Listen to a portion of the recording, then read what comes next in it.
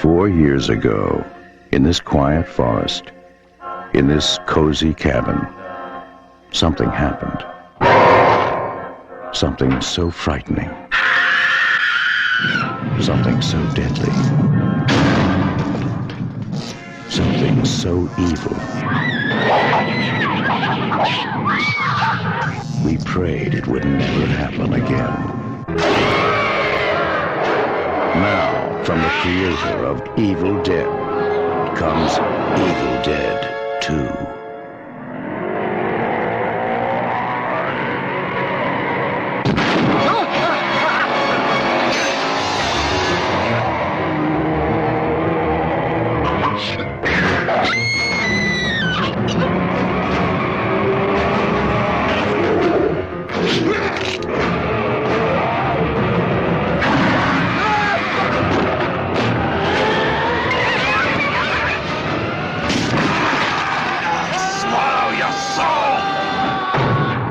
Dead 2, Dead by Dawn.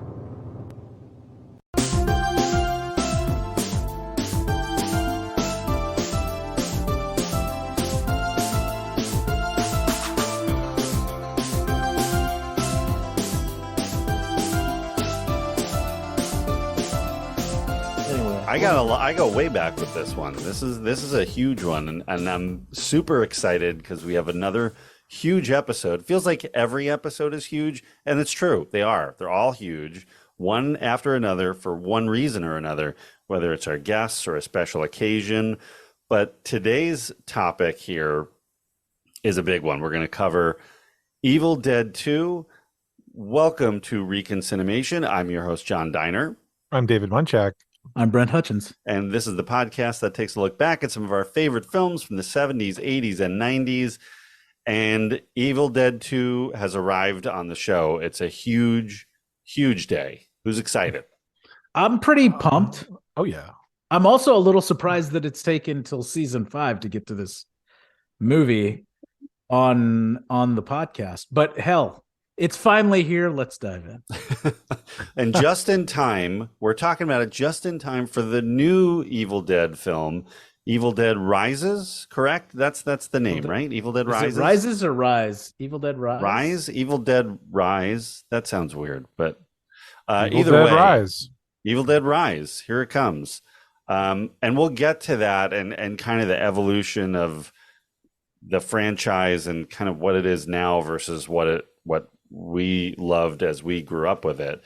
But yeah, there's a lot to cover, and really like we have a lot of history personally with it because it really mirrors the ReconCinemation from 1987, the same year the movie came out. We also had a cabin that was right next door. So we remember that we could hear what's going on, but we were fine. Yeah. Our cabin was fine. I was definitely dancing topless out in the moonlight outside the cabin, similar to... That's what I mean by fine. Yeah. I mean, I was possessed by a demon. Thank you for not decapitating me. All right. Yeah, you're welcome. Yeah. All right. So Evil Dead 2. David, what's happening in this movie? Go for it. Oh my God, this is a crazy movie. A gentleman brings his girlfriend to a cabin in the woods and stumbles across the Book of the Dead and inexplicably brings about evil spirits that horrify and kill his lady, and the guy has to survive and figure out how to get to the other side without being possessed by deadite spirits, and then he has some help from a bunch of newcomers, and it's a survival horror fest. I don't know, but it's funny. It's sort of funny. It is funny. It's sort of. I'd say it's very funny. It's quite funny. We'll talk about the horror comedy kind of subgenre and where this falls into it. But we're at least Brent and I are big Sam Raimi fans, huge Bruce Campbell fans going way back. We got a lot of history there.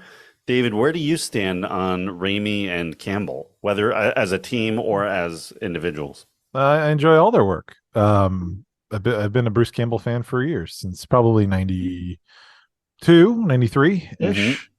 When I first became aware of him and this whole movie. And Sam Raimi, he's attached to a lot of quality projects that I've enjoyed over the years. So that we've talked about on this show.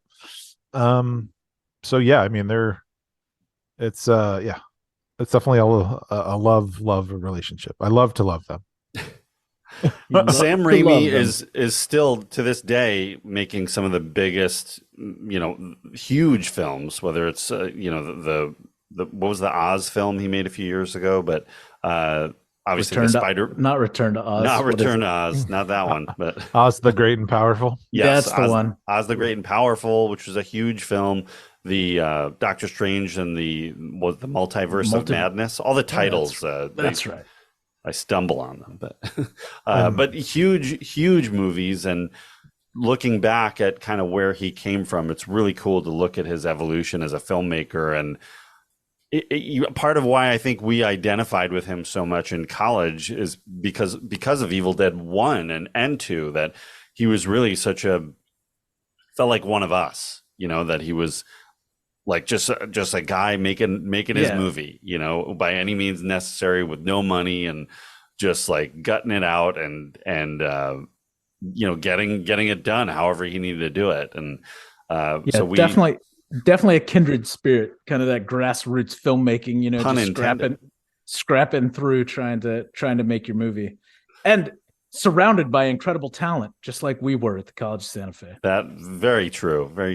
Brent, when was the first time you heard about Evil Dead 1 or 2? So it was Evil Dead 2. I remember exactly what it was. It was the review that was given on Siskel and Ebert.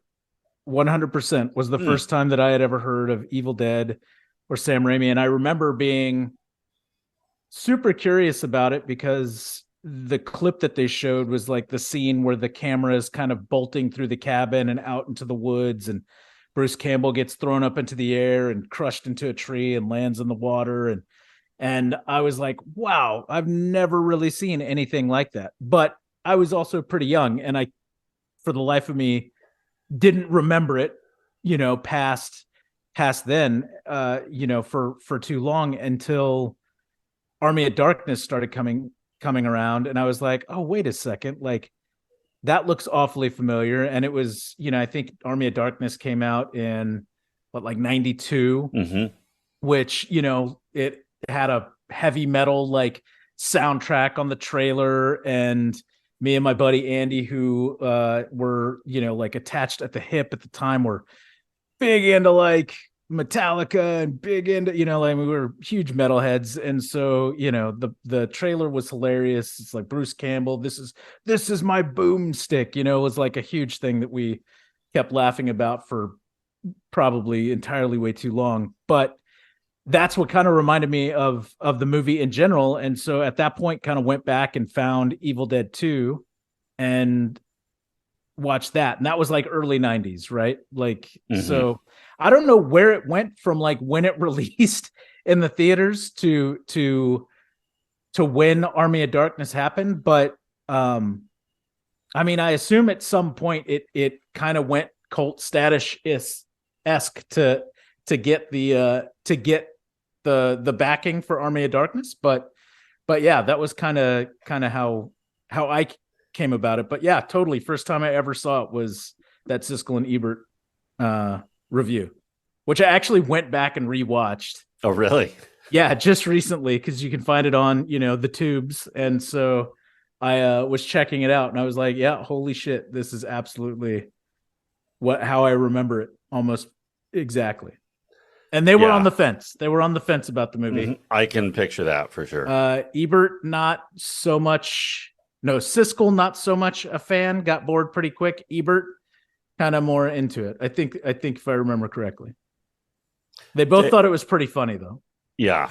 Okay, well, points there. David, what about you? When was the first time you saw Evil Dead 2? Dead by Dawn. Um, I believe I was like 11 or 12, and I went over my friend Mike's house, so staying over. Um, and it had to be Evil Dead 2 that we stumbled across it on HBO or something, or Cinemax. He had like all the channels back then, so wherever you could find movies. And All 40 something channels. yeah, but like, other premium cable, so I have no idea like where it would have been airing at like midnight. But I don't think it was like on like USA, like with commercials. I feel like it was like the movie. I don't know. And I remember we were like making fun of it, kind of like, is this like a serious movie? We didn't know what it was. I don't think we started right at the very beginning. Like we just stumbled across it, but it was probably just him by himself in the house, like that, like, and it was just, we were laughing at it, but probably not the same way it was intended to be laughed at. Like we didn't know what it was, but I remember flashes of like that. And I'm not sure if we finished it either, but I think we may have. And, that was like the first time I had seen it. I'd forgotten all about it. And then and then the Army of Darkness like commercials started airing. I didn't realize it was part of like, we probably didn't finish the original movie because it didn't register to me that was the same character, but I was like, oh, that's that guy. And yeah, I remember that like vividly. And I was like, oh, I gotta go see Army of Darkness. That looks hilarious. Like, and did you see it?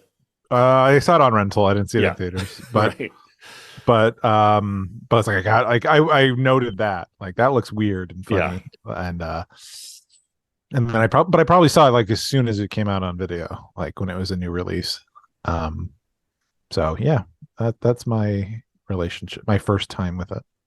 But so that mine's similar to both of you guys, but I've got like a long history with these movies. So everybody settle in, get a cup of coffee, settle in, sit down. Here we go. I'm gonna grab my hot cocoa real quick. There you go. One of my first movie images, like that was cemented in my brain, was what I would later realize was the last shot of Evil Dead 1, which is that, the like zooming through the woods and through the house and like running right into Bruce Campbell, and that's where part 1 ends. I must have seen that, I don't know, I was probably 4 or something. I'm guessing my parents rented it. It was just an image that and it scared me. It was a scary memory that for years I could not place. I never knew what that was from. And I didn't remember hearing about Evil Dead 2 when that came out, like just completely missed that one. So same as you guys, when the commercials and trailers for Army of Darkness came out, did not register or was even aware of that it was connected to 2 other movies, that it was part of a trilogy or kind of part of a trilogy. And it looked silly to me and ridiculous. So I was like, nope, no thanks. That looks stupid. So hard pass on that one. And I avoided it. I know, right? Until I got to the College of Santa Fe and met some of my greatest friends of all time. If only you were around, and at that time, you would have been a great CSFer. Probably. Yeah. Yes. But Brent and I, when we were roommates there, a couple of other of our friends were huge Evil Dead fans, and that's Ben Folstein and Mike Patterson, who was like a coach for me in getting me into horror movies and kind of schooled me. We've talked about it here before, but sat me down and showed me some great and fun horror movies of mostly of the 70s and 80s. But so they're like, you have to watch the Evil Dead trilogy. And at the time, it was really hard to find. It wasn't like as accessible as it would be, just after that. It was like if anyone had a copy, that was like the only copy around. So we watched, and as soon as we watched Evil Dead 1, I was like, oh my God, that's the image, like the image for 17 years that's been in my brain. now I know where it's from. You. Yeah. So it's like everything just sort of clicked. And I was in love with these movies. Like I mean, I liked Evil Dead 1, but 2 was just, it just blew me away. Just that, at the time, this is 97 when we watched it together. There wasn't that many, the horror comedy wasn't like a huge thing that it became afterwards, right? It was only a handful here and there. But it was like a perfect blend of it. And then Army of Darkness takes in kind of a whole different direction and is the most fun out of, all of the movies. And the first film is a straight horror movie. Like there was no intended comedy there.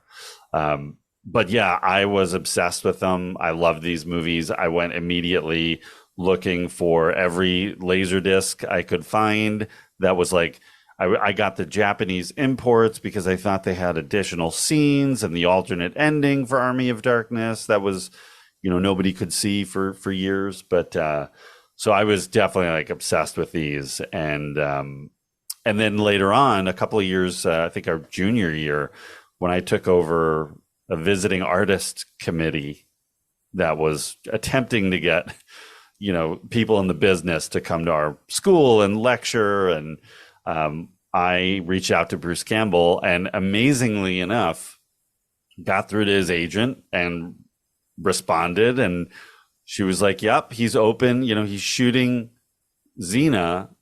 So we don't know exactly like when he's needed, but right now, the dates that you want, he's open. This is how much the fee is, and you have to fly him in. So I got all that, like the school was paying for it. And we got copies, like 35 millimeter prints. We were going to do a Dead Alive and Evil Dead 2 back-to-back screening, and he was going to, open the film and then do a Q&A afterwards. So it was like sold out, it was a huge, a huge event on campus. And it was like, it was pretty awesome. I remember all of this. Yeah. It was like less than a week before his agent calls me and is like, they need him for Xena. He has to go. So it was like heartbreaking that, this whole thing was promoted because he was going to be there. Mm-hmm. And then we had to sort of backtrack. But, and I had met him. I had to go meet up with him at one of the horror conventions in Cherry Hill, New Jersey. And, we had to just I had literally 60 seconds with him to talk through what we're doing, kind of pitch it to him, make sure he's cool with it. He agreed. And that was, before he had to drop out. But, yeah, so we ended up having the screening anyway. And I remember it was pretty wild. It was real late on a Saturday night or something. And, I think people were doing whatever, things they were doing prior to the movie and were Saturday night things. Yeah. Saturday night things for college kids. And, but we had a really good time, but I was still a little bit heartbroken for a while that, wasn't quite what I was hoping it would have been. So, yeah, it was unfortunate that it worked out that way, but the prospect of it was pretty awesome. And to see the work that you had put into it, John, to try and get him there and all that, it was pretty rad, dude. Yeah, it was cool. Would have been cooler if he was there. We still had a good time. And I forgave him eventually. So, yeah. Well, and it's and they shot it down in New Zealand for that. So it's it was for him to leave. He was gone for yeah, exactly. It wasn't even like he was shooting in LA. It's you 2 days to get there. Then, as we all learned as we got into the industry, for guest starring actors, you're kind of, whenever they need you, you have to go. It's not something you can negotiate or try to work around your availability, right, especially with this kind of stuff. So.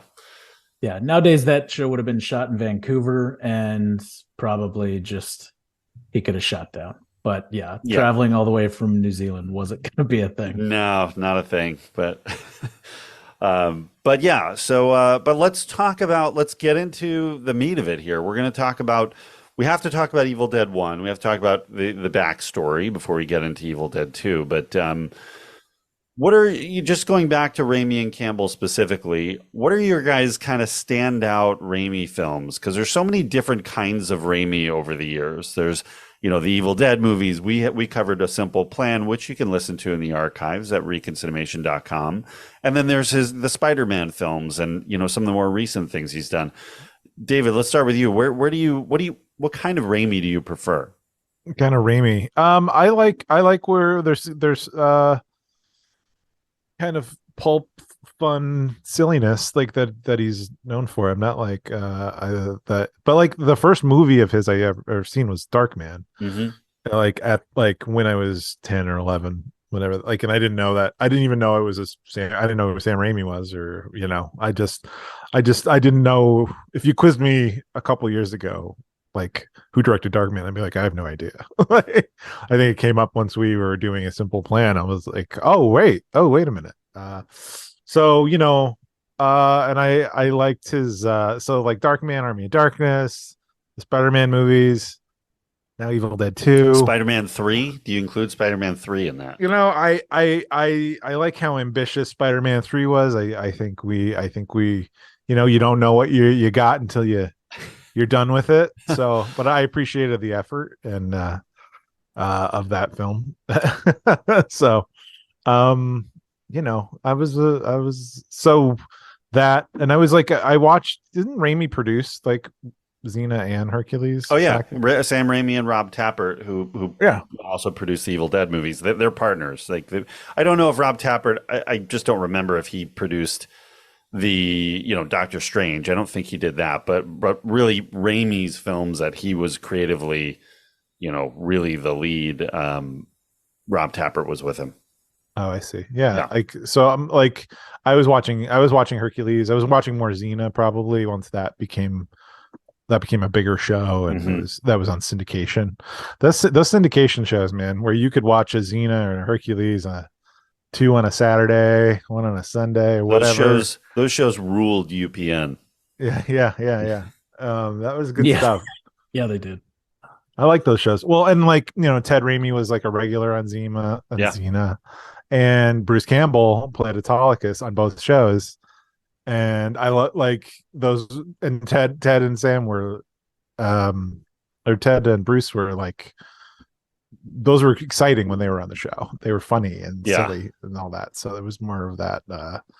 So yeah, I don't know. I mean, like, Sam Raimi doing Spider-Man, I think those were great. Those were great movies. Spider-Man 2 is one of the best superhero movies ever done. And set the stage for how it's done now. I don't know. Spider-Man 2 on the Doc Ock scene in the hospital, that is pure Raimi, the way that scene is shot. He got to do his like really one of his signature moves, like a couple of his signature moves. That was great. And it had that feel of like horrifying, but like some weird bit of like levity to it, or the way it's that style. You can't repeat that. That's just stuff that he got so good at over time with these, like, I don't know. You can't imitate that well. You got to be really good at what you're doing. Yeah. So I don't know. I mean, I like Raimi all over the place. If Raimi had a new movie, I would see that. I don't particularly care like if it's a horror movie necessarily, or a big budget movie. You like the Raimi brand in general? I like the Raimi brand. I'm a big Bruce Campbell fan. I watched Bisco County Jr. I love that show. And I watched 7 seasons of Burn Notice because I came for the Bruce Campbell, and I stayed for Sharon Gless. Oh, there you go. So that's a dream cast right there. Yeah. Oh yeah. That's a team up from heaven right there. I love Sharon Gless. I didn't even know I'd love her that much. So. Cagney and Lacey. Yeah. Anyway, so I'm all over the place, but I love them both. Nice. Brent, what about you? Where do you stand on what kind of Raimi, what kind of Campbell do you like? What kind of Raimi, what kind of Campbell do I like? Like David, Darkman was kind of the first thing that I realized of Sam Raimi's that I like really kind of resonated and I enjoyed. Like I really liked that movie when it came out. I was a pretty big fan. Didn't really realize it was Sam Raimi until Raimi became more popular, and it was probably closer to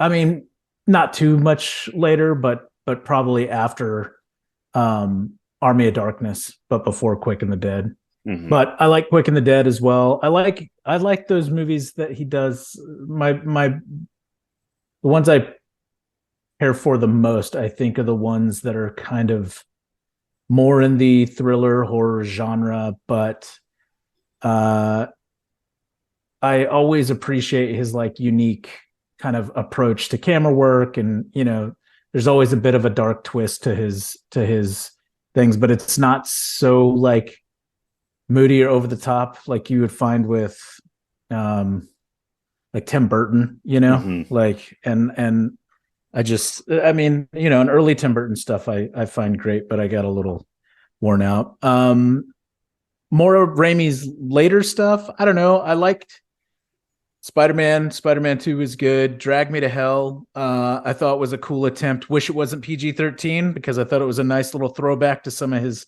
earlier stuff, something that was probably felt good to do after he had been caught up in the comic book world for a while. I gotta be honest, I had no idea that Oz the Great and Powerful was his until we were researching this podcast. Like, I remember that movie coming out. That movie also, I don't think I remember ever being available to watch after it came out. Like, I don't know where it is or how you can see it. I feel like I want to go back and rewatch it now that I know that he directed it, to see if I can pick up on some stuff. But like, that's a complete loss to me. So yeah, I mean, I think I'm more in the horror kind of suspense thriller type world. I did like Quick and the Dead a lot, but there were like interesting kind of things going on with that, camera angles through bullet holes in people's head and things like that, where I'm like, yeah, Sam Raimi, dude, like that's the type of stuff that I like, just like those kind of off kilter perspectives on things. And, I'm into that.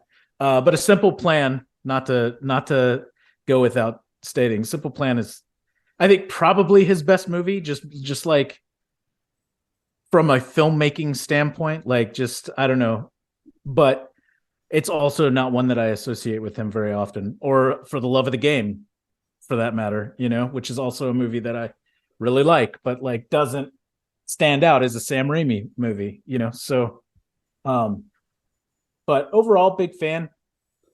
Doctor Strange, Multiverse of Madness, was a cool attempt at a Marvel horror movie, I think, but I gotta be totally honest, I'm so fatigued from Marvel movies at this point that it's like super tough I'm having a hard time getting through any of them. Like everything post Endgame, it's not that they're bad movies, it's just like you're so emotionally spent. The stakes are just not as high. It's exactly. Like, it's just, it's a little, that being said, I don't know, I might be on an island, but I think She-Hulk is fucking great. Like, of the post Endgame stuff, She-Hulk might be my favorite thing that has come out. But beyond that, like, yeah, it's been really, really tough. Like I've even started skipping things and just where, 6 years ago, there's no way. Like if Marvel was coming out with a movie, I would have gone to see it immediately. Yeah. But I haven't seen the latest couple in the theater. I don't really feel like I missed anything, but it is what it is. Bruce Campbell on the other side, he's always just that quick wit kind of character. And I eat it up, like even when he's in the small bit parts, like the hot dog guy and Doctor Strange, I'm like, yep, okay, I'm into it. Anytime I see him pop up in something, like I immediately give that thing more credit than it may deserve, just because I'm like, I'm a big fan. Like I think, I mean, you guys talked a lot about a lot of his TV stuff, but even like his movies like Bubba Hotep that doesn't get talked about a lot. Oh, I love that movie. Yeah. Huge fan, like I just think that he's great at what he does. Like I'm not expecting Bruce Campbell to come out and, pull off like a super dramatic role. Like, but that's not what I'm going to see Bruce Campbell do. And like for what Bruce Campbell does, like he's one of the top in the biz. And I'm totally entertained every time I get a chance to see him pop up. Yeah, Campbell is he's found his audience, that's for sure. And what his, kind of his gimmick is, and he's so good at it. And once he got over, I think, he struggled with, I think in the late 80s of like really trying to be a movie star. And I think he was like, he was up for Die Hard and, what a very different movie, but totally interesting twist on that. Yeah, but like, that's what he was trying to do. And, I think he was Universal wouldn't let Raimi cast him as Darkman. So he struggled for a while, thankfully he got, Briscoe County, to really showcase, and then following it up, and a lot of it's with Raimi's help in getting on Xena, the recurring guest star on Xena and Hercules, and getting lots of good independent roles like Bubba Hotep. Really, he found that audience that is going to keep him going, and then eventually on Burn, getting series regular roles like Burn Notice, and then we'll talk about Ash versus Evil Dead too. But huge cult favorite, and often is also a producer with Raimi on some of these projects too. So, but very popular guy, still really funny, still very sharp and witty and fun to watch. So huge fan here as well. Yeah. Would love to see him start popping up in more things again.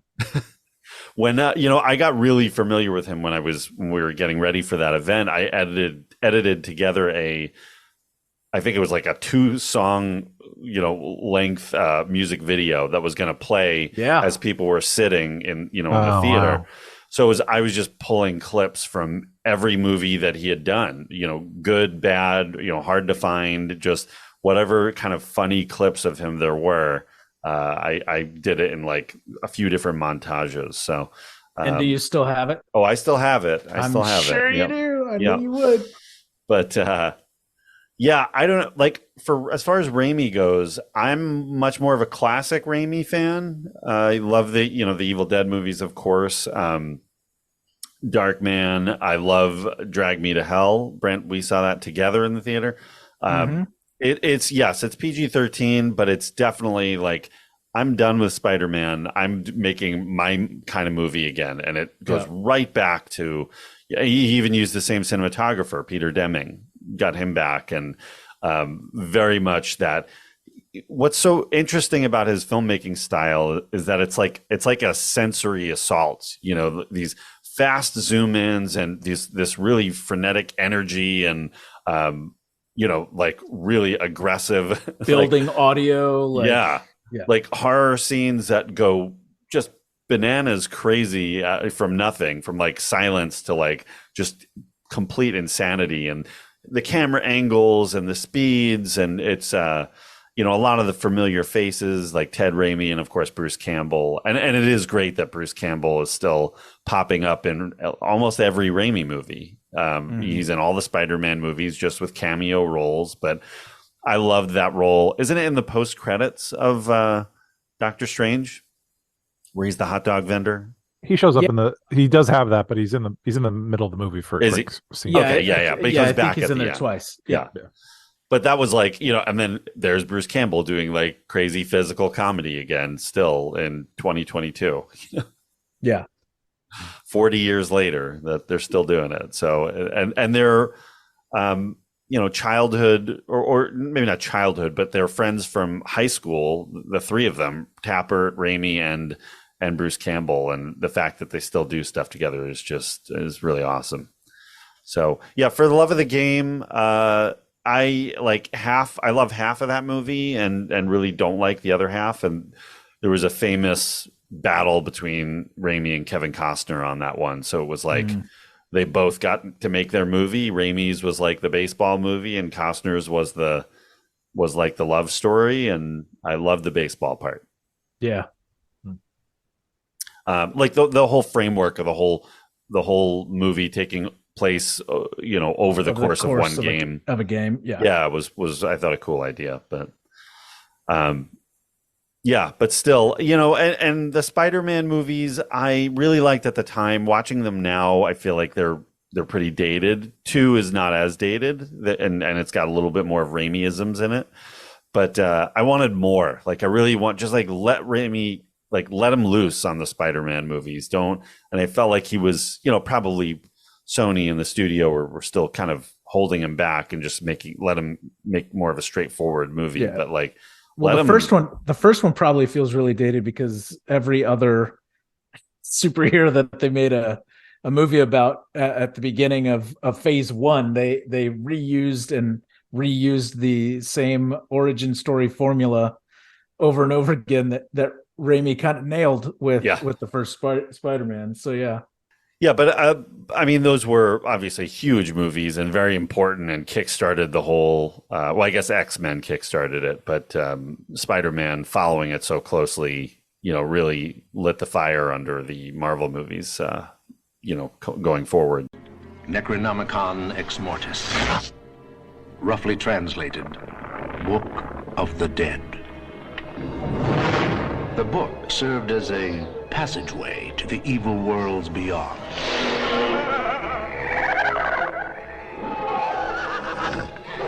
It was written long ago, when the seas ran red with blood. It was this blood that was used to ink the book. In the year 1300 AD, the book disappeared.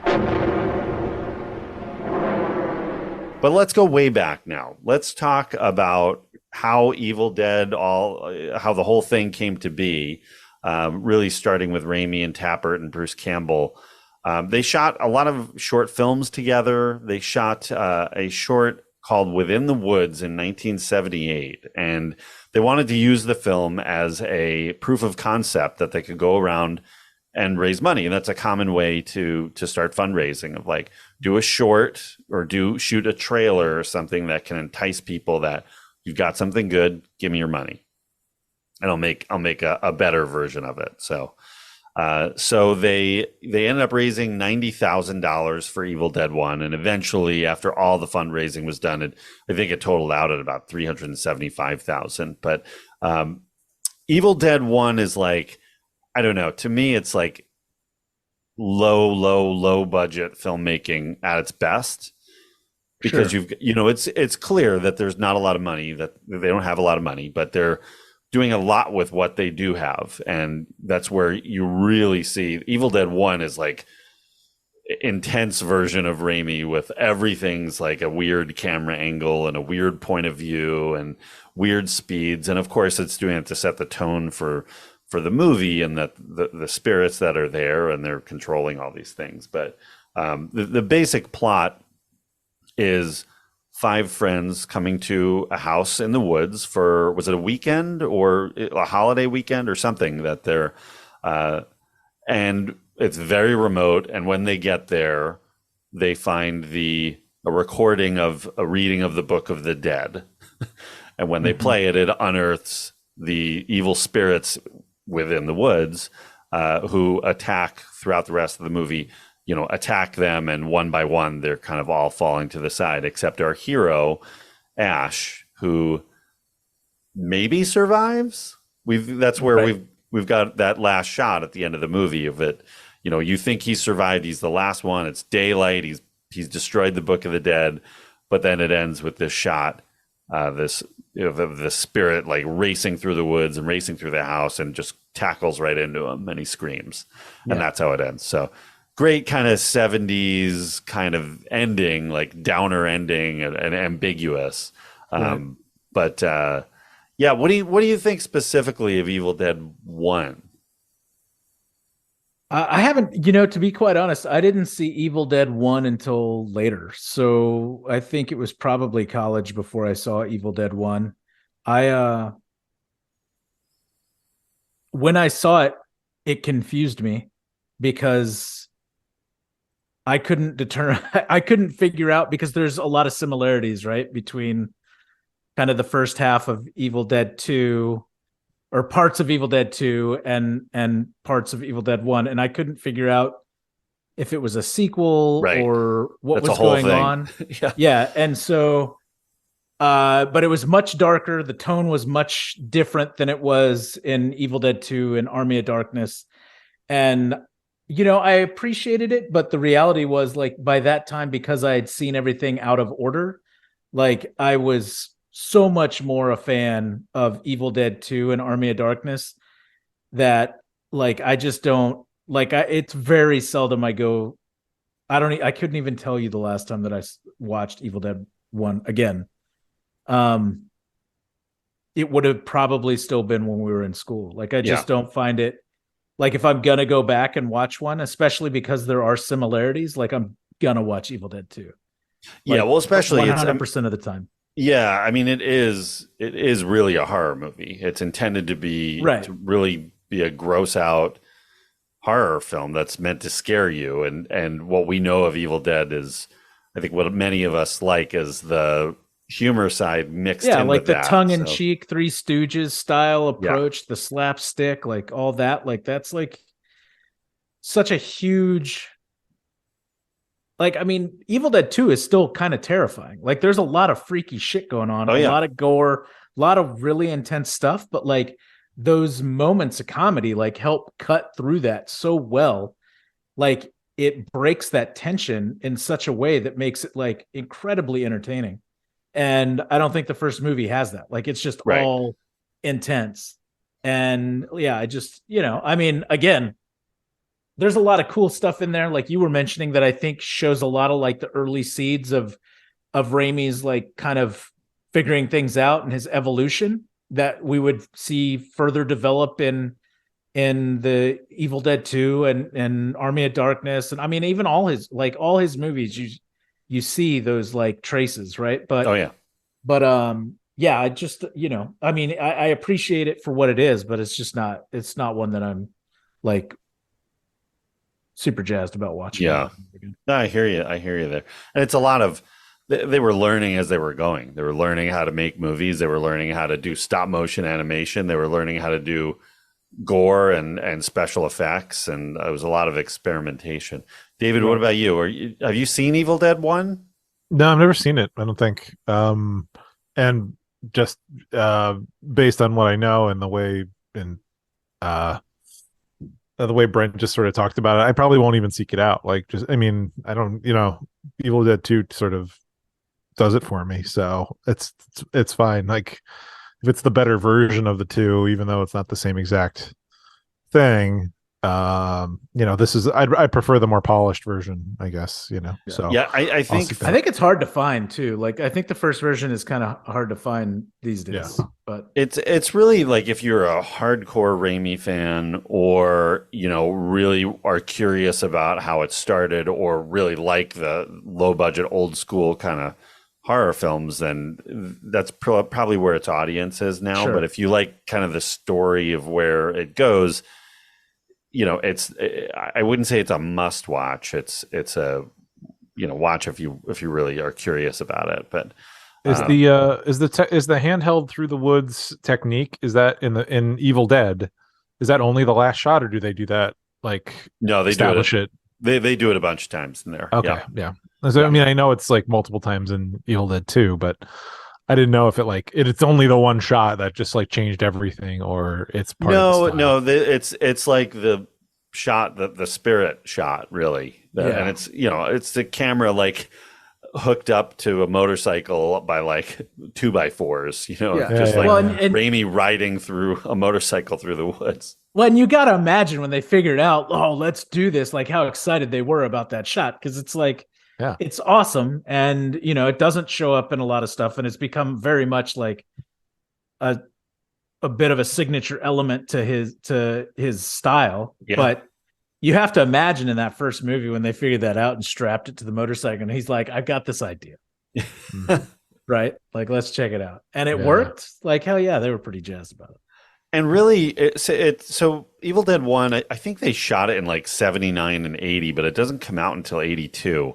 It really is unlike a lot of the other big horror movies at the time when you're looking at even the more polished ones like Halloween and Friday the 13th. It's got Texas Chainsaw Massacre. Like, it's got such a distinct look. It's very different and unique feeling from all those. And we've talked about so many of those horror films and the influence it had or that they had, and the imitations that were, poor imitations of Halloween and poor imitations of Friday the 13th. This is not that. Evil Dead is like something unique and different, and definitely showed a filmmaker with real talent. So it was, it's just interesting. But so the movie comes out. It ends up getting distributed by Irvin Shapiro. And he gets it in. I think he was on the board at Cannes, so he lets it screen out of competition at Cannes in 1982, and it gets really good reviews. One of which was from Stephen King, and putting Stephen King's stamp of approval on it was a big deal. I mean, it's a big deal now. It was a huge deal then too, because he was like the superstar horror writer at the time, and he was still really up and coming. It ends up making $2.6 million off of a $375,000 budget. So pretty good win there. And it does really well in the foreign markets, especially in Italy. Where these kind of horror, the really gruesome horror movies, and like all sorts of, the Italian horror scene was freaking awesome then. Yeah. Mike would tell you that for sure. Like that's true. That was Mike Patterson 101 lesson plan. Was the Italian zombie horror scene was legit. Oh yeah, for sure. We are the things that were and shall be again. Snatch of the book. We want what is yours. Life. Dead by dawn. Dead by dawn. Dead by dawn. Dead by dawn. Dead by dawn. Dead by dawn. Dead by dawn. And it ends up getting an X rating, which was like both the death knell to a movie, but also kind of something to brag about. They got Jamie Kennedy. They got the X. They did. They got the X. It was labeled in the UK as one of the video nasties, so it was really restricted and really had groups speaking out against the movie, but still it built it sort of used that as like a way to market itself. That video nasty is so much cooler a way to say this is a bad video nasty than X rating. Like video nasty. Like, come on, like that's so much better. It's an elite club. Oh man. Yeah, they were really into the censorship at that point in time. But so coming out of Evil Dead 1, Raimi obviously wants to use that to springboard his career and connects with his assistant editor, one of his assistant editors from Evil Dead 1, a young man by the name of Joel Cohen, and his wily brother Ethan. They get together and wrote his next film called Crime Wave, which he had a lot of problems on with the studio that was producing it at the time, and a lot of interference, and he felt like he was never creatively allowed to do what he was wanting to do with that film, and it was a big failure. It was as high as he came up from Evil Dead, it went way down with Crime Wave, which is an interesting movie. Have you seen it? I was just going to ask. Have you guys seen it? I saw it maybe 20 years ago. I've not seen it recently, but it was I remember it being just very bizarre, and it felt like a story that wasn't whole. It was missing things. And just overall it didn't work. There's fun parts about it, and the studio wouldn't let him cast Bruce Campbell, so it was just a very difficult process all the way through. So he has to kind of turn back and go back to the well with what worked for him, and that's coming up with a sequel to Evil Dead, and here comes Evil Dead 2, everybody, finally. So here we go. So he had talked about doing the next story in the Evil Dead was really Army of Darkness. That it would start with Ash getting knocked. We see him getting knocked from that last shot in Evil Dead. That he gets knocked basically into a different realm, which is what happens in Army of Darkness. So that's the initial story he's kind of starting to write, while at the same time trying to get a distributor and get financing for this movie, for Evil Dead 2. He's struggling with that, and Stephen King comes back and hears that Raimi's having a hard time, so he recommends him to Dino De Laurentiis, who we've talked about many times on this show. Huge producer for decades, and like a legendary producer. So Dino calls up Raimi and says, I'm starting to do Stephen King movies. I want you to direct Thinner, which Raimi turns down, and Thinner doesn't end up getting made till 97, 98 when that comes out. But Dino doesn't take it personally and keeps an interest and an eye on Raimi, and ends up, long story short, ends up funding $3.6 million for Evil Dead 2. So that's a huge jump in budget from what they had for Evil Dead 1. And they were hoping, Tapert and Raimi were hoping for $4 million. That was their goal for everything they wanted to do. They got 3.6, which was pretty close. The catch was that he'd fund the movie, but it's got to be more like Evil Dead 1 than this story they were pitching about Army of Darkness. So it's got to be, let's get back in the woods, traditional horror movie. There you go. So, and that comes story-wise. This is where it comes back to, is this movie a sequel? Is it a remake? Because you can kind of argue it either way. And that's kind of a fun thing about it. Is Ash dumb? A, did he survive? And B, is he dumb enough to go back to the same cabin? I think we joked around in college that was the case, but I don't know. They joke around about it. Yeah, to me, it seems more like a remake. It seems like a way for him to get into Army of Darkness, right? So he takes some of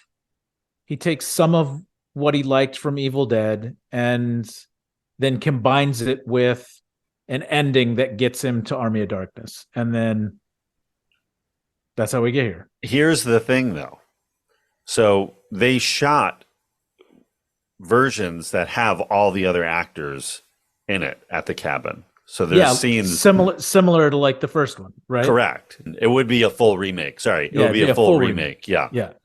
But they ended up cutting all those scenes out. So it's questionable on the amazing. Well, it's the DVD now, but it was originally recorded for the Laserdisc. The audio commentary that has Sam Raimi, Bruce Campbell, Scott Spiegel, who was the writer brought on that Raimi brought in, another one of the childhood friends, and Greg Nicotero from K&B as the effects house, all on the commentary. And they joke around about whether that yes, Ash is that dumb that after he survives that, he brings his next girlfriend, and I hope those spirits are gone. Hey, I'll swallow your soul! I'll swallow your soul! I'll swallow your soul! Swallow this.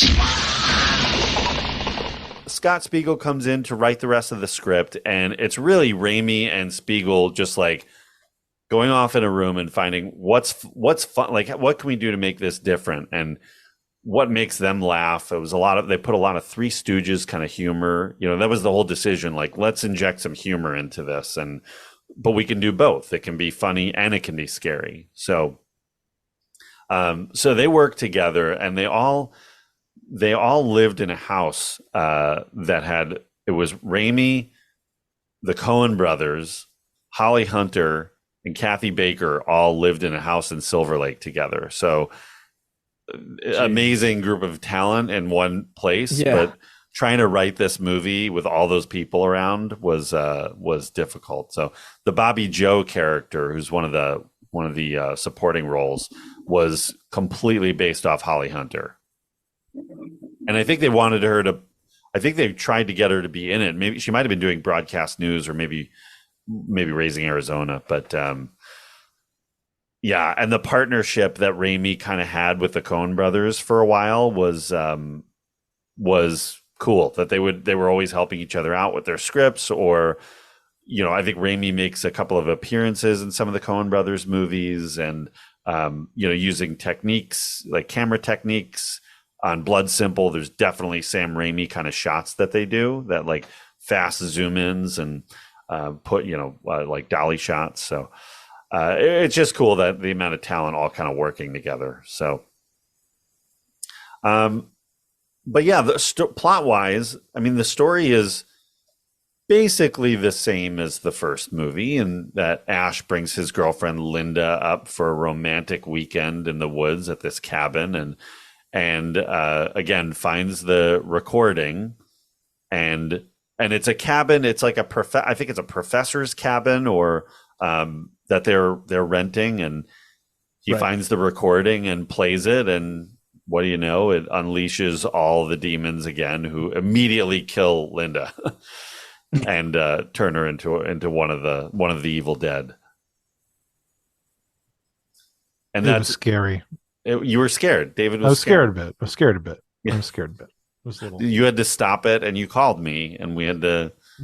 You had to walk me through it. Yeah, you had to talk me through it. It's not real. It's not real. It's just a movie. It's stop motion animation. It's okay. But yeah, this is where it gets really, really visual. The movie, that as soon as Linda's killed and she does this stop motion dance, ballet sequence out in the woods. That's direct. That segment was directed by Tom Sullivan.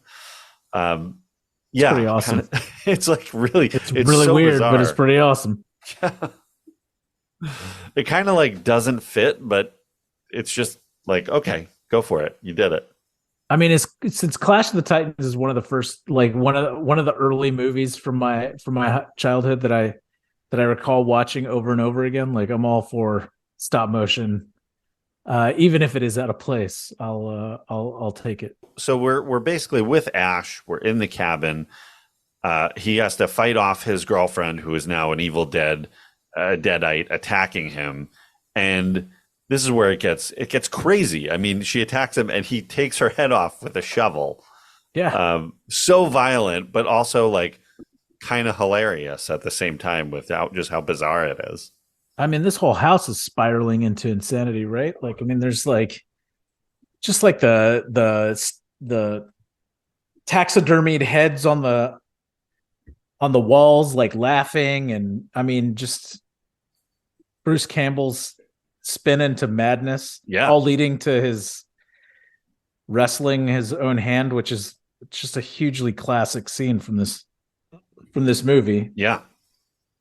I mean, fighting off his own girlfriend, having to bring her to the work shed. That has a funny story about that later on. And having to like chop her up. I mean, that he can't even believe he's having to do this, but he has to do it like immediately, or God knows what's going to happen. There's two favorite moments for me in the work shed, and Bruce tells this story on the commentary track, that when he was so when he was shooting that scene, they did the ADR later on, and when he looks over at the work shed and he goes, work shed, and it's just a little too loud and just out of place. Yeah. So when he's shooting Escape from LA and he meets our dear friend Kurt Russell, the first thing Kurt says to him, he goes, say work shed. Oh, wow. That's hilarious. And then I love when he runs into the work shed and he tears open the curtain, and there's a chalk outline of the chainsaw. Yeah. So like that's the chainsaw's place. But does anybody do an outline of anything to, like, in their shed or garage or? Oh no, that is a technique for when you would pegboard your tools, stuff like that, and you don't necessarily you would draw around it so you know which tool properly goes. But a chainsaw? Well, yeah, because you know how much room it takes, so you know where the hooks are. All right, David. All right. I know it's I'm with- like I know it's I know you were like, isn't that weird? But no, it's I'm it's with a real David. thing. I'm with David. Yeah, the pegboard outlines, like that's a real thing. Yeah. But I know the pegboard, but there's no but- pegboard in there, by the way. no, but, yeah. it is True, it is yeah. a little funny in this broke ass That's true. friggin' shed out in the middle of nowhere that it's got this really like crappy chainsaw Yeah. circular, you know, like A it's just kid. like Oh my god! And then immediately, like right when you have enough time to put it together, like, oh, he's looking for a chainsaw. It's not there, but I know it's supposed to be there because of this chalk outline. Then the headless body of Linda comes bursting barreling in. through with the chainsaw. Like, yeah. it's hilarious. It's hilarious. You know, and not so. Then he has to go through. You know, he has to destroy what's left of Linda, and poor Linda, by the way. Poor Linda. And then he's got Bad during day. the fight sequence with her head, she ends up biting his hand, which we see pretty quickly gets infected. And another great stop motion, shot of like you see it kind of spiral through his palm and then spread through his whole hand. So before the rest of him becomes a deadite, he's got to get rid of that hand. And here comes the chainsaw again. And that's, one of the signature scenes of the movie For sure. and actually, I went a little too far ahead, but once his hand is possessed, the battle that he has, this is the brilliance of Bruce Campbell, of the way he's able to, his hand acting is like he should have won an Oscar. Well, and I mean, it's like, that battle scene is like great though, that him fighting his hand. I mean, it's not only like homages to some of the Three Stooges, but like Buster Keaton and some of those like old school silent physical actors. Like, I mean, it's really, really good. Like, it's really well done. Like, he really sells it. It's an amazing scene, honestly, for what this movie is. Like, that's a pretty well executed scene. I mean, and it's why it stands the test of time. Like, it is probably the scene that sticks out in most people's mind when they think of this movie. It's at least one of the top three. And so, yeah, I mean, I think it's pretty impressive, and also probably one of the big reasons that there are so many Bruce Campbell fans. Yeah. I mean, there is a group of Bruce Campbell fans, at least. It really feels like the hand is a separate entity from Bruce Campbell, from Ash, and it kicks the crap out of him, like smashing him with plates and like punching him in the face, and he beats his ass. Dude. Yeah, like he's and then the shot with the hand, like he knocks Ash out, and the hand just pulling him, like great acting and just great. Yeah. What a great scene! And then that's where Ash wakes up and is like, "That's it," and he cuts his own hand off with the chainsaw. Yeah. So, at the same time, we cut out of that and into, it was a little jarring to me watching it this time. Like, whoa, okay, suddenly we're with other characters who we've never, we haven't met before in a completely different place, and bringing in a whole other side story into the main story. So we see the daughter of the owner of the cabin who hasn't been able to reach her dad and is going to go up to the cabin to investigate with her boyfriend, I guess. It's a little unclear what their relationship is, but yeah, they seem like I don't know. It's and then interesting. they meet two locals on the way, because now as they try to get to the cabin, the bridge is out, which is, something else we see earlier when Ash is trying to escape, that suddenly the bridge has like curled up like a hand and won't let him out or let anybody in to where the cabin is. So curled up like a hand. That makes sense. Yeah. So then we've got four other characters coming, and while they're on their way to the cabin, we just see everything's gone crazy in the cabin. That's what, Brent, that's the scene you were talking about with the heads coming to life that are, the animal heads and deer heads on the wall, like the lamp, everything, which is another amazing scene because all these special effects are going off all at once. Like the clock, the lamp, the deer heads, like everything's moving and coming to life. And Ash is literally going insane. Mhm.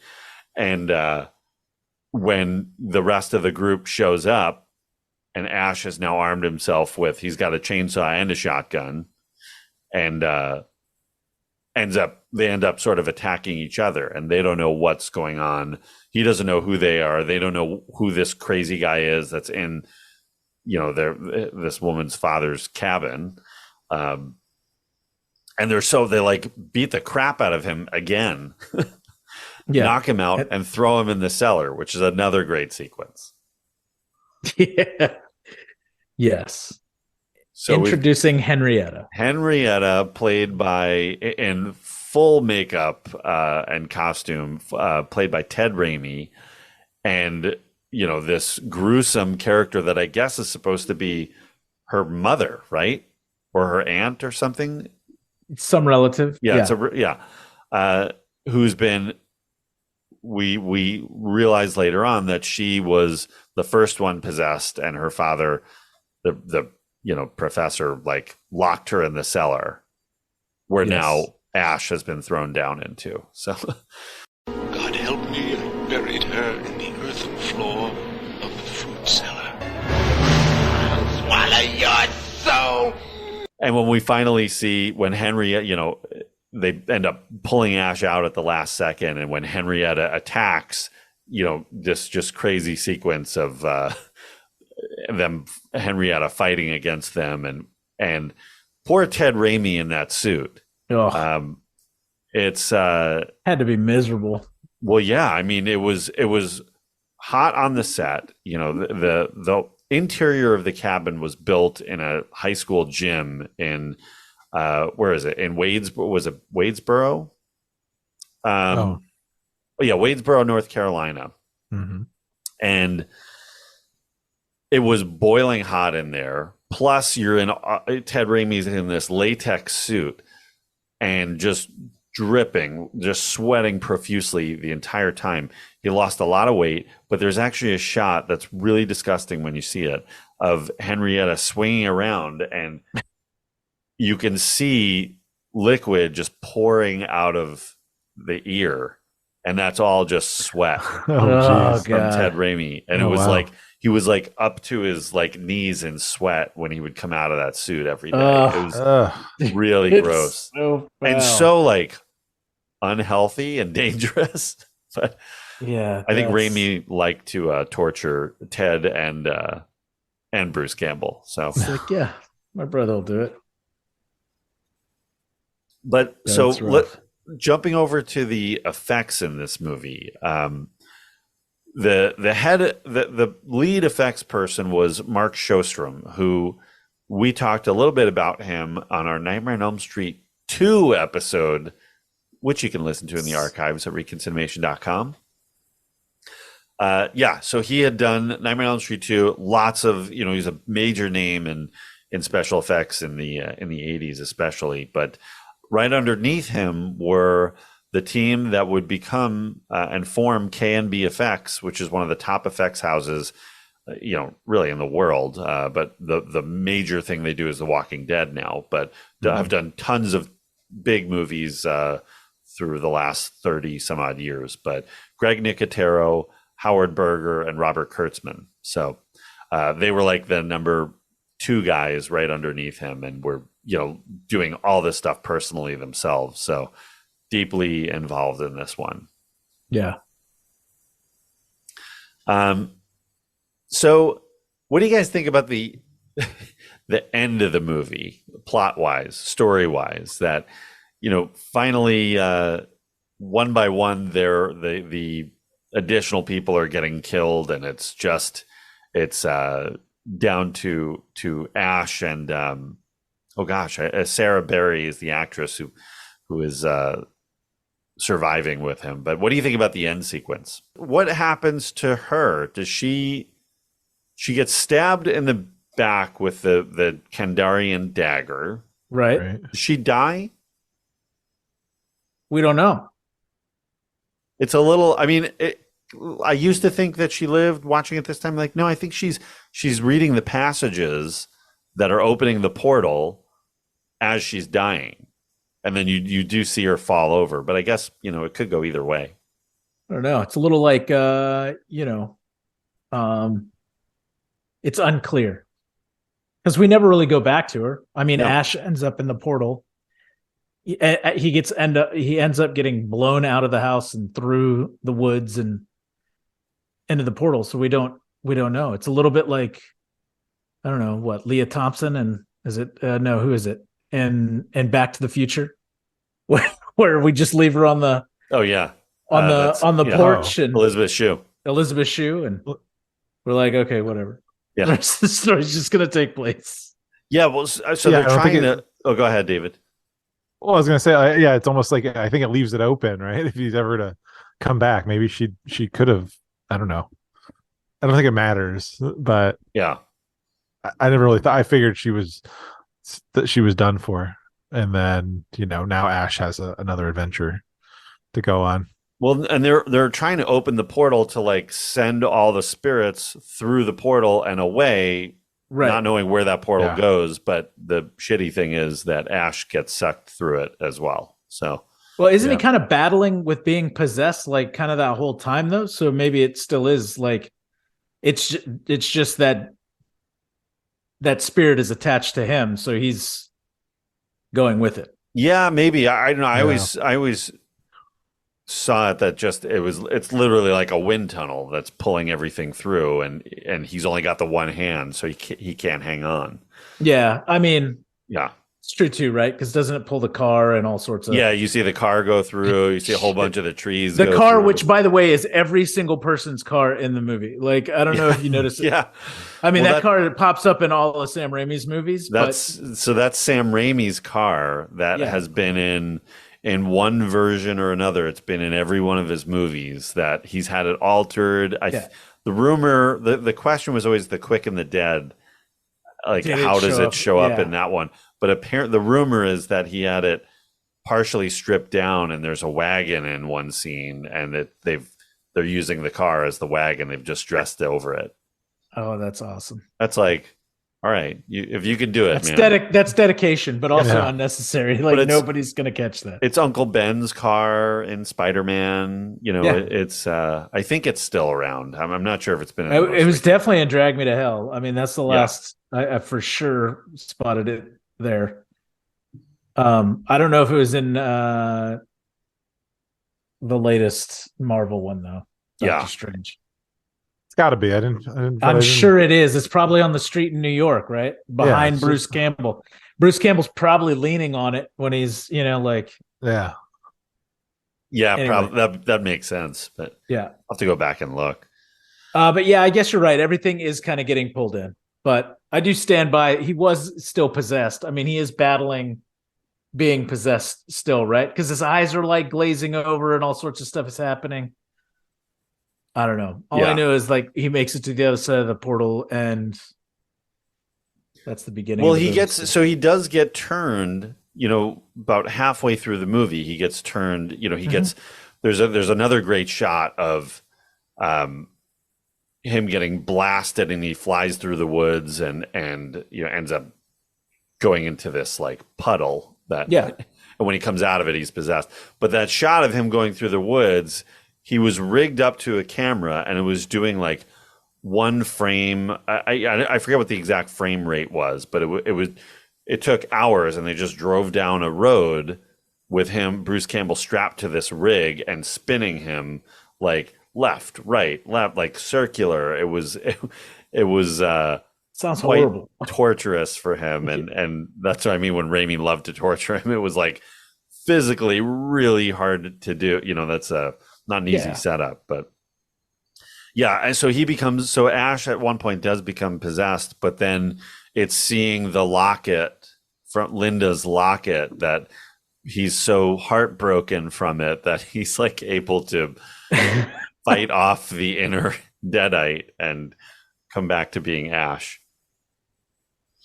But there's so much there's so much humor in all of this that it's so ridiculous that it's hilarious. Like when he gets hit with like a hose of blood. It's like 10 fire hoses, and the blood isn't red blood. It's black, it's green, it's white, it's pink.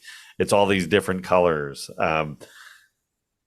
Just the whole tone of the movie is, it's hard to take. Like, I don't know how you could watch it and say it's just a full out horror movie.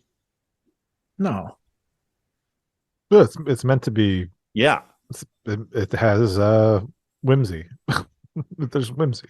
I think there are people though who consider it like a scary horror movie. I don't know how you could see it that way. I mean, it's definitely scarier than like Army of Darkness. Like, I mean, each one of the movies progressively gets kind of more and more goofy, and it all culminates even further into, Ash versus the Evil Dead and all that. Like, I mean, that's just more like on the Army of Darkness side, I feel like. But I mean, not that show doesn't have some pretty awesome like possessed gags going on, but I don't know, like this one has definitely got a lot of funny, intentionally funny gags. Yeah. It's there's still some terrifying things in it. Yeah. Some unsettling imagery is definitely there. Like, but it's not this, it's always, there's always some tonal shift with some whimsy or the way it's cut or whatever. Yeah. It's like because I don't, for the time, I don't really recall other. I mean, you mentioned earlier like horror comedies, but I can't really think of any. Like, I don't consider Young Frankenstein a horror comedy. I just consider that a comedy. Like Texas Chainsaw 2, but that might have actually come out after this movie. Yeah, I mean, that's probably a good. I mean, that is definitely, that definitely probably fits in the world, but I would even say that that's less comedy and more horror. But to me, the one that sticks out is like Shaun of the Dead. Yeah, that's really what started the modern trend of the horror comedies. It's Shaun of the Dead and Zombieland, being so popular that became a thing after those. Yeah, but I don't recall a whole lot. I mean, I feel like this was like not a well-defined genre mashup at the time. And so, like it's probably not as much in the middle as things like Shaun of the Dead and things like more recently are. There's probably two extremes. Like there's still some really scary kind of horror genre stuff, and then there's some really goofy kind of comedy stuff. And I think a lot of it is Raimi's visuals, but also the cinematography by Peter Deming and of course Bruce Campbell's performance that all add to the comedy. There's a shot where the spirit, the spirit is chasing, or one of the spirits is chasing Ash like into the house, through the house, but he's actually going between the walls for part of it. Like he's running through rooms, then he's between the walls. Like how does that even work? And it's just, they go right past it. Like you just have to catch it and, realize it's there. And it's one of those movies that on multiple viewings, like you catch more and more. And a lot of the subtleties that Bruce is doing, I mean, some of it's very over the top and obvious, but there's some subtleties too that are just kind of hilarious. And, I think the Peter Deming team up with Sam Raimi was really important here, and works great. And of course, we got some great dialogue, some classic some classic lines came out of it. Sure. The whole sequence with the shotgun and the chainsaw and groovy, like that's a moment. That's a movie moment right there.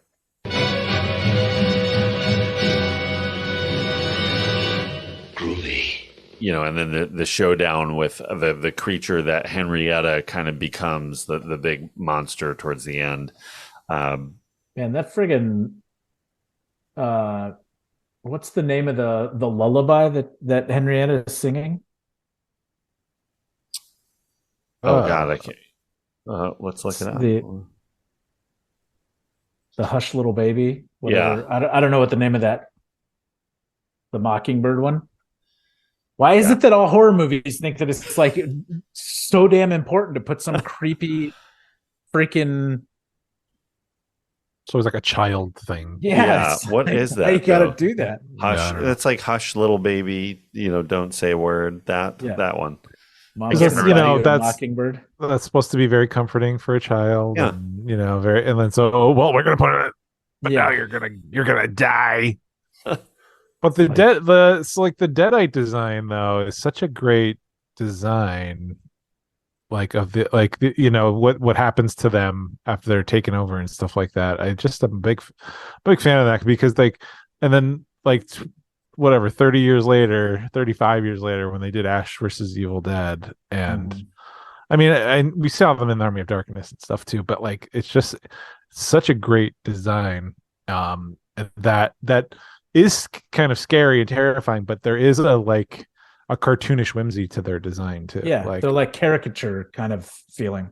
Yeah, they don't it's not like a natural, the way you'd put a demonically possessed person in a lot of these horror. It's it's some version of a warped person, but it's demonic or whatever. But the Deadites are this. They look like cartoons, that are just exaggerated forms and stuff like that.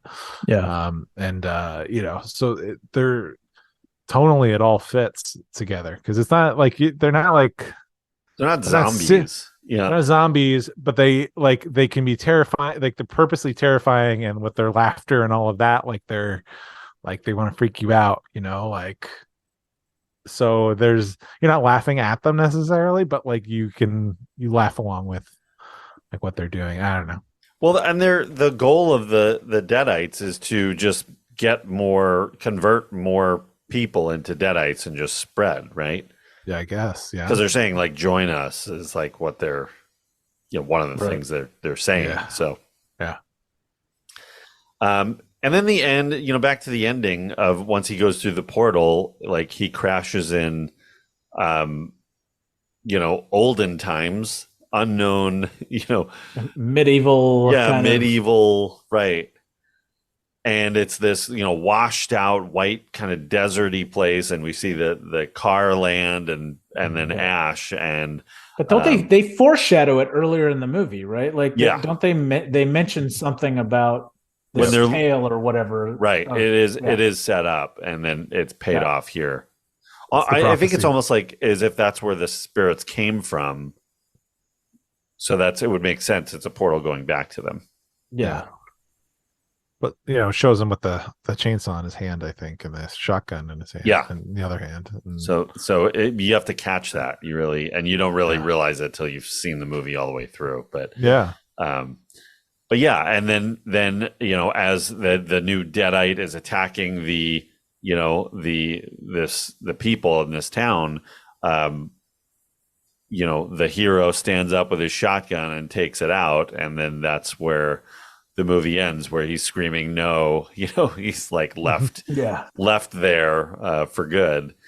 So and it's another kind of downer ending, but ambiguous what's going to happen next. And that leads, to the great film that is Army of Darkness, which we will cover on another episode. But so I don't know. It feels very a dark ending to me, and then Army of Darkness is such a lighter tone immediately. But you can really see the evolution of the films. Yeah, I agree. Really enjoyed the score by Joe LoDuca.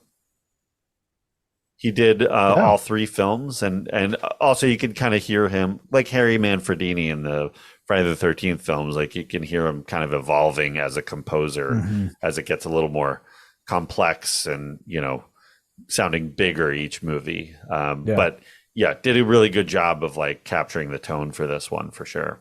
So what do you think? Does Evil Dead 2, now having seen the horror comedies of today's era and the 2000s, what do you think about this one? Do you think does it still work? Does it hold up? I mean, it does for me. I think it's great. I don't even know what you would compare it to today, though. I mean, I Like, think you have to compare it to me. It's like Shaun of the Dead and Zombieland are two of the yeah, most. but they're like completely different still, though. They are, but they are mixing in a similar way of a horrific situation and Yeah, comedy. but they're just obviously also so much more polished. You know, like I don't know, like this to me, like there's still this like experimental kind of feel to some of the stuff that's happening here, you know, in mixing of the genres and, you know, like even like the mixing of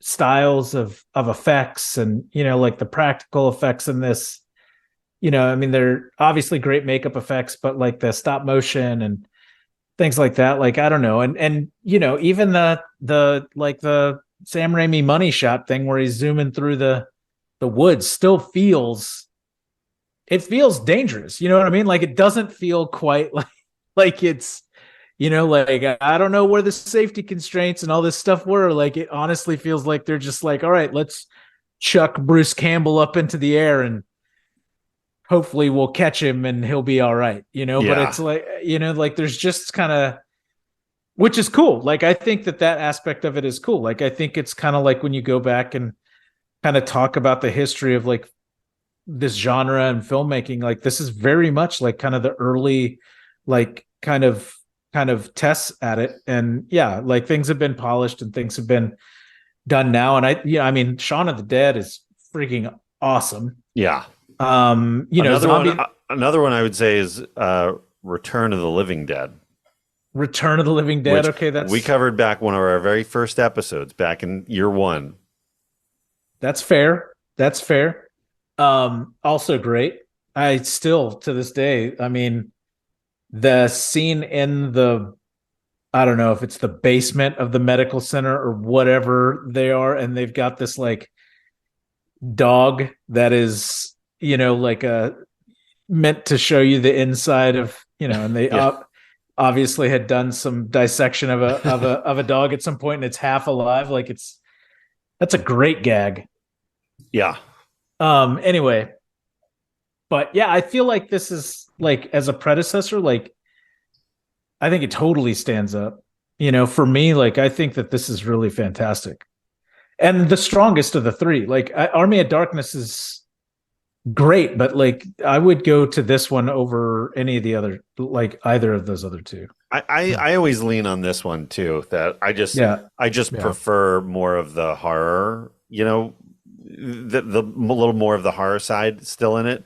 Army of Darkness, if I want just like the fun version, then I go to Army of Darkness. Yeah, I mean, and I feel like I don't know, something just about like the formula of like the teens in the woods and like a cabin. I mean, like Cabin in the Woods, right? Like that's another movie that's obviously like super like tongue in cheek and very aware of itself and stuff like that. But yeah, this to me totally holds up. What about you, David? How do you feel about it now? Yeah, it's great. It still holds up, and it's there's a lot to enjoy. It doesn't like you're seeing something that isn't imitated all that much in terms of like, you know, and it's that unpolished style really still continues to work. So yeah. But you know, like mixing genres, you know, like Buffy the Vampire Slayer was a movie that, you know, tried to it had like vampires killing teenagers, but then there was a lot of joke. It's like a tongue-in-cheek kind of movie. You got Paul Rubens like being like a wacky kind of undead vampire in it, and like, you know, and yeah, like that that's another one that's sort of like trying to mix genres in film. And you know, it's a little, I think it's more like teen comedy and like rom-com comedy, but it still has that like that other layer. It's not like a horror movie or anything. Yeah. But it's supposed to be. There's supposed to be that sort of that element of like, you know, I don't know. So but yeah, I don't know. I'm a like, yeah, I like this. It made me want to watch Army of Darkness, so I watched that like right after I watched. Nice. This. Yeah. Yeah. That was the perfect pairing. Yeah. So they go together. I'm, you know, I can't say enough about the TV show that came out a few years ago, the Ash versus Evil It's good. Dead. Yeah. Absolutely, like it takes everything that's great about Evil Dead 2 and they make a show out of it, and it's great. It's great. Like, Yeah. it's so beautiful and well done, well shot, great design. The running gags are hilarious because it's very bloody. Like Ash just wears the same khakis and blue shirt, and they get bloody and bloody and bloody, and then like when they're done and get cleaned up, like the next scene, if you everything's perfect again. Like you can just like it's like amazing. Video games style. It's beautiful. Like it's like I don't know, and like and it's all about the lore of these movies. So, right. You know, they go back to the cabin and in the series. Do they see? So I watched the first season, but I didn't watch. How many? Was it 3 seasons? Yeah, 3 seasons. Yeah. So I watched. I don't even think I finished the first season. It's not that I didn't like it. It's that it was difficult to find time because it's a louder show with a lot of screaming and a lot of possessed beings and things like that, which are hard. It's hard to watch with little kids around. Yeah, it's kind of a. I made it 4 episodes in, and I was like, I can't find a time to watch it when the kids are not around. You know? Yeah, exactly. Yeah, I don't think I think your older boys would handle it, but now I just gotta come back to it now. Yeah. But a lot of fun, like just, and it's Bruce Campbell's at his best. Yeah, you know. And I want to talk about the rest of the series in just a minute, but one other thing I want to note about one little jab that's in this movie is this ongoing rivalry at the time between Wes Craven and Sam Raimi that you have to catch. There's this back and forth in all their movies that started with The Hills Have Eyes. In that film, there's a shot that has a Jaws poster torn in half in the background, and it's sort of like it was understood that was Craven's way of saying, like, if you thought Jaws was scary, this is way better. So Raimi took exception to that, and in Evil Dead 1, he has a Hills Have Eyes poster torn in the background in the basement.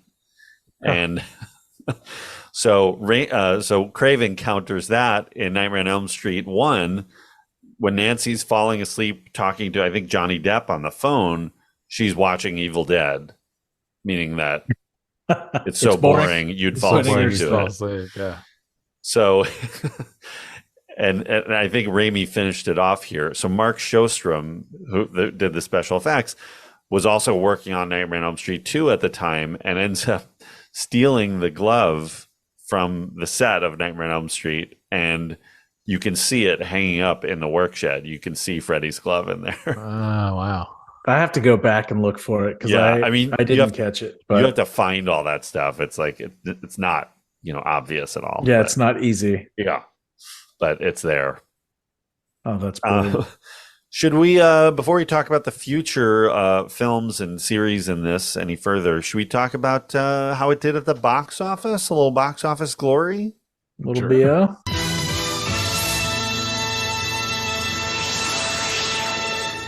All right. So with a budget of $3.6 million, Evil Dead 2, Dead by Dawn, released March 13th, 1987 at number 14. The other movie opening that weekend was Heat, not the Michael Mann film, the Burt Reynolds film from 87. Top of the box office was Lethal Weapon, Nightmare on Elm Street 3, and Platoon. Evil Dead 2 ends up with 5.9 million worldwide, which is, for what this movie is, it made money. It was considered a success. So it ends up on the box office number 117 of 1987, right between My Life as a Dog and a movie called Surrender. So I don't know either of those, but nope. I feel like I do recall My Life as a Dog, though. Not My Life as a House with wasn't that a Kevin Kline movie from? No, not that one. 2000 something. Yeah, so it's deep in there, but The interesting thing is what happens next, that it sort of, these movies, Evil Dead 1 and 2 sort of disappear. And, there was a lot of, with Dino De Laurentiis's films, there was, as his company folded, rights kind of scattered all over the place, and it wasn't like they were swept up by one of the major studios. So a lot of films for a period of time, disappeared from home video. They weren't, running on cable. By the 90s, like, I don't remember seeing Evil Dead 1 or 2 on cable anymore. So yeah. And I don't recall seeing them in the video store readily. Wasn't readily available either. That changed a little bit when Army of Darkness came out, but again, it wasn't obvious that that was connected to this movie. It wasn't promoted as that. It wasn't it wasn't titled Evil Dead 3 or Evil Dead versus the Army of Darkness, which was the original title. So from those trailers, it just seemed like a standalone movie. And I think, it didn't do very well. I think partially because people didn't understand it. Mm-hmm. So, so it got this kind of, and anytime these movies disappear, it starts this cult thing, especially back then before streaming. So when we discovered it in 97, 98, when we came back to it, was really when a lot of people were finding it again. And, Army of Darkness was starting to turn around, that people were starting to love that movie instead of, seemingly hate it from when it came out. So, by I think by like 99, 2000, they'd started to hit DVD, and then just sales exploded, and the whole love of the Evil Dead movies, it was a whole new appreciation for it. There was, and the fans were like rabid for more, that they were wanting a fourth movie or wanting a follow-up. And, Bruce Campbell was still young, and Sam Raimi at the same time, just his career finally got traction, and, got Spider-Man. And I don't think he was, not that he didn't want to do an Evil Dead movie, but it didn't really fit with doing those huge, big movies that he was doing. So I think a video came out for PlayStation 2 or 3 at one point that was, they're like, if you want an Evil Dead 4, like, that's it. But, I don't think that many people saw it. So, yes, then finally, it was Starz, right, that released Ash versus Evil Dead, the series? It was the Starz Network, I think. I don't remember. Yeah, I think it was Starz, but who a few years ago was really getting some shows going, good shows. And I mean, that's Bruce Campbell as the Ash that we know and love, and following up from the ending of Army of Darkness of like, where would Ash be now? What kind of guy is he? If this all started up again, what would that story be? And I think they did, everyone seems to have really loved it. And I think it probably could have gone longer, but 3 seasons was what we got out of it. And the video game that's out now for, I guess it was PS4 that it came out for, but it's also PS5, is amazing. I just got it, and it's fantastic. It's got characters from all the movies. It's got, it's got his sister from the first one, and Scotty from the first film. It's got Sarah Berry from the second film, and some of the characters from Army of Darkness as well. So it's really fun, really faithful to all of the Evil Dead movies, and it's a really good time. Highly recommend playing it. What's it called? What's the video game called? I think it's just Evil Dead. The game. Yeah. Okay. I'll have to check. Yep, there it is. Evil Dead the game came out last year. Yep. Yeah. It's very similar. Like, if you like Friday the 13th the game, you'll like Evil Dead the game. Cool. But and then there's the new Evil Dead movies. So, which Sam Raimi and Tapert and Bruce Campbell all have been active producers on. But from 2013, directed by Fede Alvarez. Did you guys see the new Evil Dead? I did see the that. one from 2013. Yeah. Yeah. What did you think of that? I liked it. for what it was. As its own thing, whatever. I think it was well done. It didn't try to be like, it didn't try to be something. It didn't try to like photocopy it, but it's its own take. I mean, I think the effects were good and performances were good. Like, I don't know. It's not funny. It's not really a funny movie. Yeah, it steps away from the comedy. It's like it's intense and gory and it's just a straight horror movie. Yeah. That trades on the same, uses the basic same storyline. But it's, if it tried to be funny or something, then it would be a train wreck, I would think. So for just to be a straight up horror movie or whatever, it's pretty good. I saw a screening, so I didn't go. I wasn't. Saw it for free.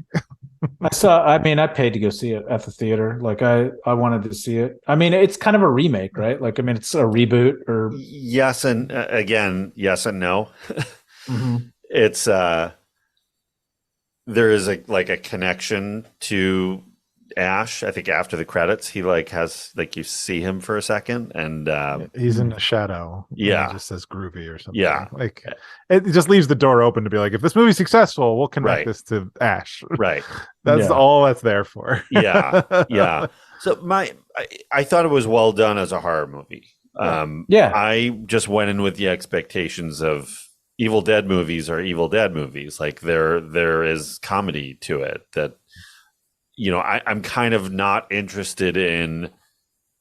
I want to see Ash. Ash's story is the Evil Dead movies for me. That I'm not interested in new characters that are not connected. That it's just horror. Like, why is it any different from every other horror movie that's out there? What makes it stand apart?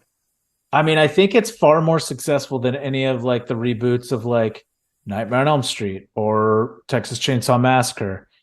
I think the reboot of Friday the 13th is pretty decent.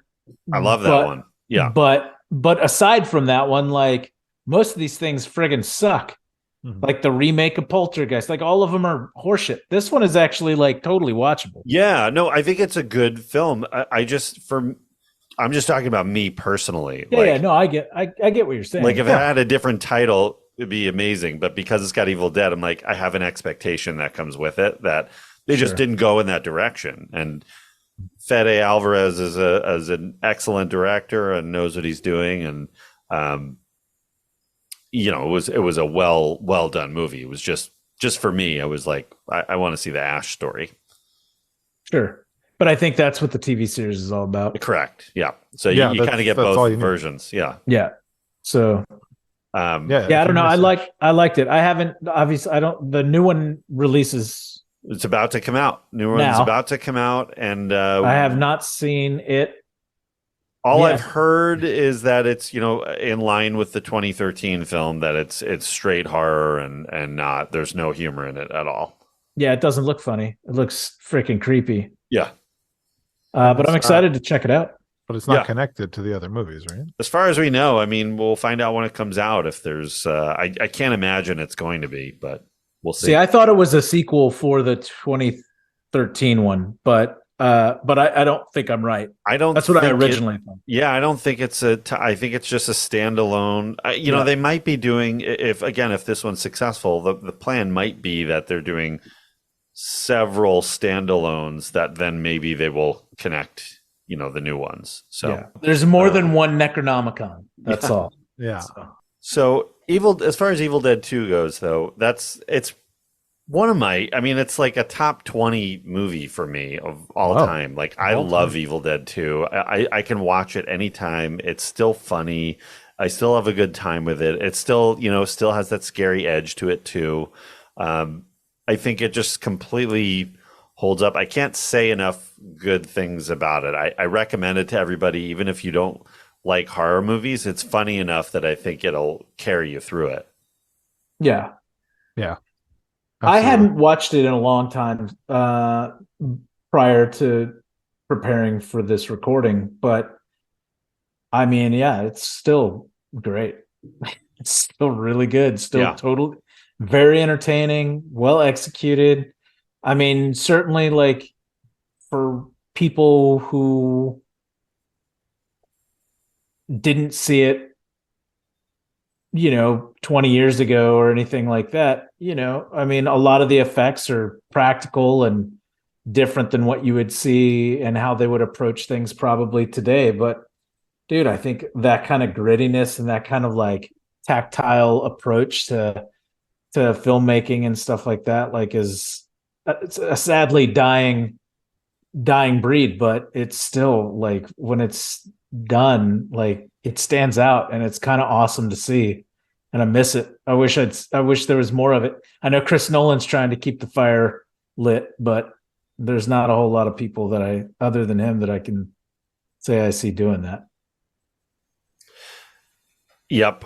I agree. I don't disagree with you. It's a good time. And I'm going to recommend again, if you're a fan of the movie, listen to the audio commentary. It's really funny. It's just as entertaining as the movie. So, and it's recorded from like 20 years ago, or 25 years ago, but it's still hilarious now. So it's years after they did it, right? So yeah. That's cool. Yeah, I think they recorded that in like 97 or something. So oh wow, that's cool. That's funny.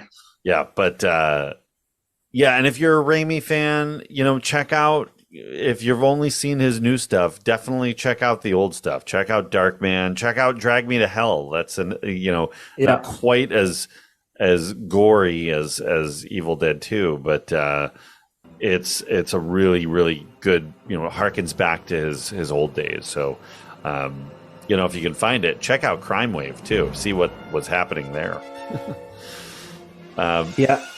I actually am interested in seeing Crime Wave. Yeah, I don't know where you can get it, but we'll have to research that. But yeah, I'm really glad we finally got to talk about Evil Dead 2, and it's perfect timing with Evil Dead Rise coming out soon, and always good to shed a light back on this one. And at some point down the road, we'll come back to Army of Darkness, and because there's so much to talk about in that movie, it's so much fun. That'll be a good time. But all right, well, that's going to pretty much wrap us up this week. Don't forget to check us out. We're at ReconCinemation Podcast on Instagram and Twitter, so hit us up there. Give us a rating and a review for the show on Apple Podcasts. That always helps us get a little more exposure. You can check out our archives at ReconCinemation.com for our back catalog. And thank you to our friends E.K. Wimmer for the theme song, as usual, Curtis Moore for the poster. And we will see you next time on ReconCinemation. Take care. Bye now.